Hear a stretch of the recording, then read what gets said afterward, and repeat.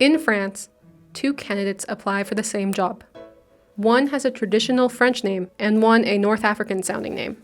Their education and experience is the same, but Gabriel is 25% more likely to get a response to an application than Yusuf.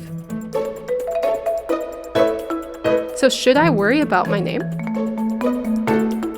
What I have experienced as a recruiter is some preferences from the clients regarding the candidate that they want to see and the candidate that they want to see in certain positions. For instance, one of my colleagues was hiring for a client, and when you're in an agency, everything happens over the phone, so they don't see us and then they don't see that we are people of color. And he precisely asked to not have people of color in the management positions. So it just showed that people of color are kind of, they're tolerated but not accepted by some people. In France, the callback rate for applicants can change dramatically depending on their race and religion. In 2018, a practicing Muslim could expect, on average, 10 interviews for every 100 applications they submitted. But a practicing Christian with a similar resume could expect, on average, 21 interviews for 100 applications. And if the candidate is Jewish, they could get 16 interviews for every 100 applications. En France, c'est totalement discriminatoire de demander l'origine d'une personne. On peut demander sa nationalité. Par habitude, les gens inscrivent de toute façon sur leur curriculum vitae leur nationalité, mais l'employeur ne peut pas demander aux candidats à l'emploi quelle est leur origine. Other things that determine an interview can be the languages the candidate speaks and the places they volunteer. France does not register race on its census. The only way to determine if a candidate is being screened is through an audit system called le testing.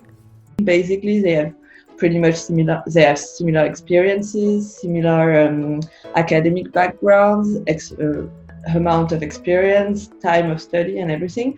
The only thing that will be different is the name of the person and the origin of the person that will be foreseeable through the name.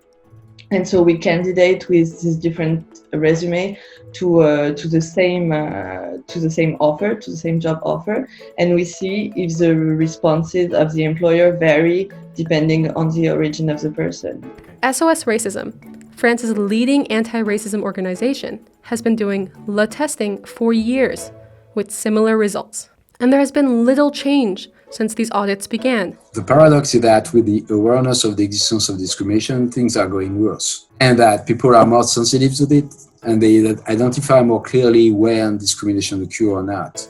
So if you ask to somebody, have you been discriminated against over the time, in the last 15 years period, the level of self-reported discrimination has increased because of this awareness.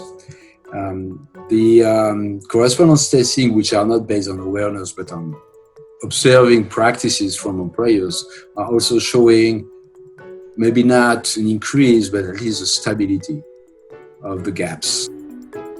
A study of 14 countries ranked France the worst for employment discrimination.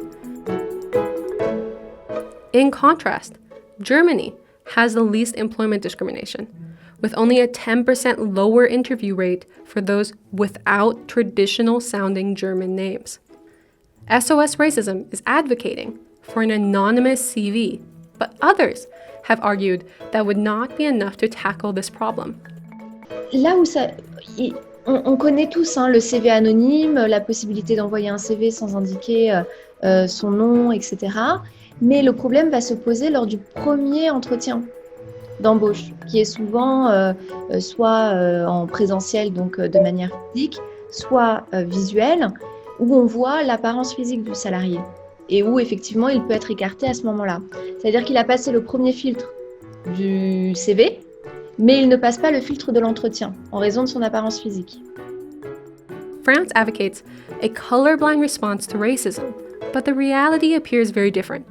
Is it time for an open conversation about racism in France? If we want France to get out of this issue, the first thing will be to lift really the taboo that is around color and to stop pretending that we don't see color, because even if we don't want to see it, it is here, and racism has a consequence on the life of a lot of people, so we have to tackle that, and after that we will be able to say that we are an universal country and that everybody is the same.